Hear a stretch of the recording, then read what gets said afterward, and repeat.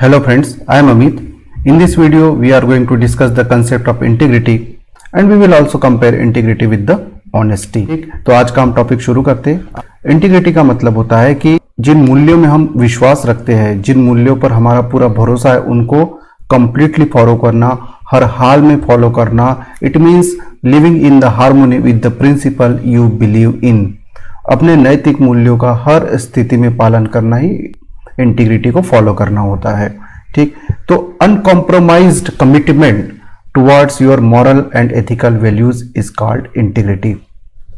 ठीक है, लेकिन ये बात ध्यान रखने वाली है कि integrity itself is not the guarantee of goodness. इसको कुछ एग्जांपल से हम समझते हैं कि मान के चलिए कि दो लोग हैं, मान के क्या चलना है, दो लोग थे ही, महात्मा गांधी और हिटलर।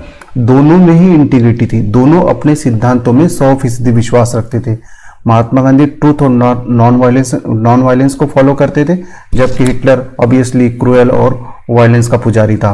ठीक है, दोनों का बिहेवियर कंसिस्टेंट था, दोनों के व्यवहार में कोई एक्सेप्शन नहीं था। महात्मा गांधी ने अपनी लाइफ ट्रूथ और नॉन वायलेंस के लिए सेक्रीफाइस कर दी, जबकि हिटलर ने अपने मूल्यों को फॉलो करते हुए बिना हार माने आत्महत्या कर ली थी। तो both the people were man of integrity, लेकिन दोनों के सिद्धांत अलग अलग थे, इसलिए एक ने ह्यूमैनिटी के लिए वंडर किए और दूसरा ह्यूमैनिटी के लिए डिजास्टर साबित हुआ। इसका मतलब होता है कि integrity itself is not the guarantee of goodness. The principal on which your integrity is based that should be very good. मतलब इंटीग्रिटी तभी प्रेजवर्ती होती है जब वो साउंड मॉरल प्रिंसिपल के ऊपर बेस्ड हो। नहीं तो एक फंडामेंटलिस्ट और टेररिस्ट जो होता है उसमें भी इंटीग्रिटी होती है, वो भी अपने सिद्धांतों को कंप्लीटली फॉलो करता है। वो भी मानता है कि उसका एक सर्टेन टाइप का एथिकल वैल्यूज है, एथिकल सिस्टम है, और उसके लिए वो जान तक अपनी कुर्बान कर देता है। लेकिन ये दोनों एग्जाम्पल इस तरीके से साबित करते हैं कि इंटीग्रिटी का मतलब गुडनेस नहीं होता है।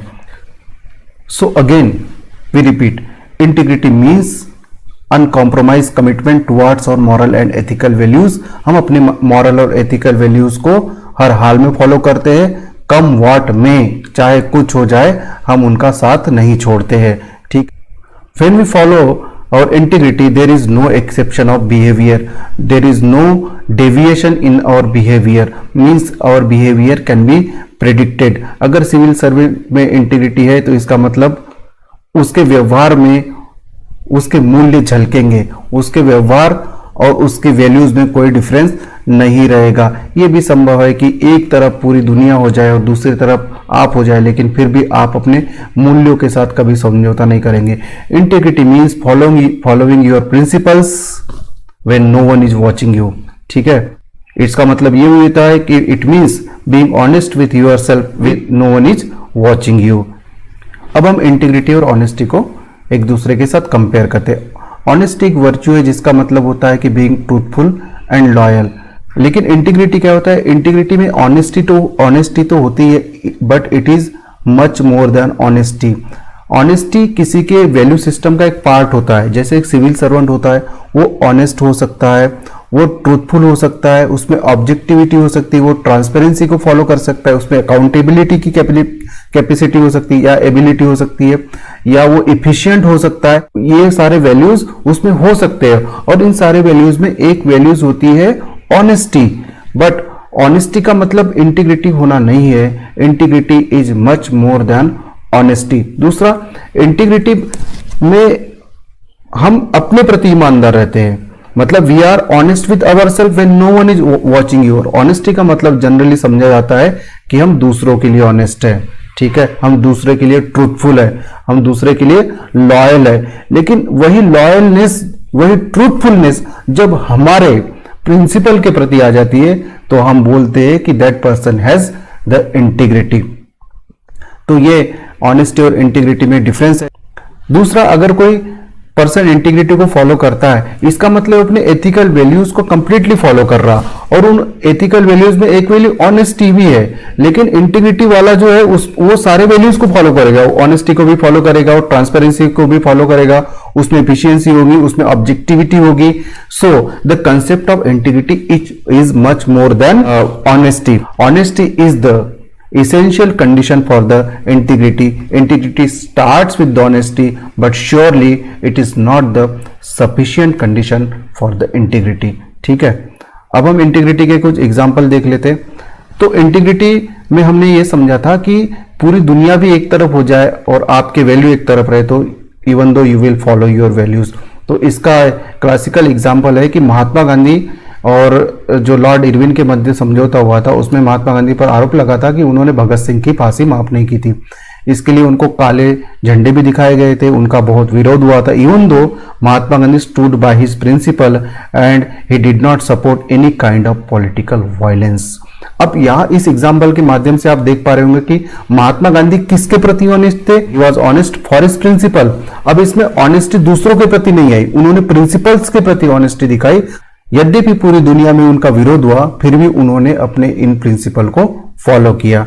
एक और एग्जाम्पल हम देखते हैं कि ई श्रीधरन जो मेट्रोमैन है, एक बार क्या हुआ था, दिल्ली का पुल गिर गया था, दिल्ली मेट्रो का पुल गिर गया था और पुल गिरने की वजह से ई श्रीधरन जी ने इस्तीफा दे दिया था। तो उन्होंने क्या समझा कि ये जो पुल गिरा इसके लिए मैं अकाउंटेबल हूं, मतलब he followed his moral values.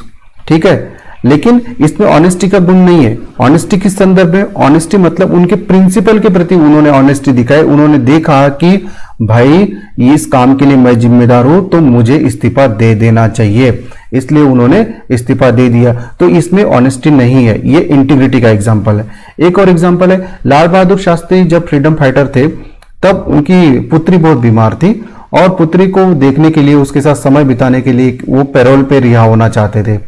लेकिन जैसे ही लाल बहादुर शास्त्री घर जाते, वो देखते हैं कि कुछ ही दिनों में उनकी मृत्यु हो गई। अब उन्होंने 15 दिन के लिए छुट्टी मांगी थी, लेकिन 15 दिन से पहले ही उनकी बेटी की डेथ हो गई। तो उन्होंने क्या किया, उन्होंने 15 दिन का पैरोल यूज ना करते हुए दाह संस्कार किया बच्ची का और फिर से जेल में चले गए। ठीक है, अगर वो 15 दिन भी रहते बाहर तो उनको कोई कुछ नहीं बोलने वाला था। ठीक है, लॉ के हिसाब से वो बिल्कुल सही थे, लेकिन उनकी खुद की जो इंटीग्रिटी थी उन्होंने उसको रोका। उनका जो बिलीफ था अपने मॉरल प्रिंसिपल के लिए, उसने उनको रोका और वो काम खत्म होने के बाद में फिर से जेल चले गए। ठीक है, अब हम सिविल सर्वेंट के लिए इंटीग्रिटी का क्या रोल होता है इसको समझ लेते हैं। सिविल सर्वेंट जो होता है उसको दो चीजों से हमेशा डील करना होता है, एक तो पावर और दूसरी होती है प्रेशर। पावर वो यूज कर सकता है और उसके ऊपर प्रेशर होता है। तो जब ये दोनों ही चीजें एक साथ आती है तो उसके मूल्य कॉम्प्रोमाइज होने की संभावना बहुत ज्यादा बढ़ जाती है।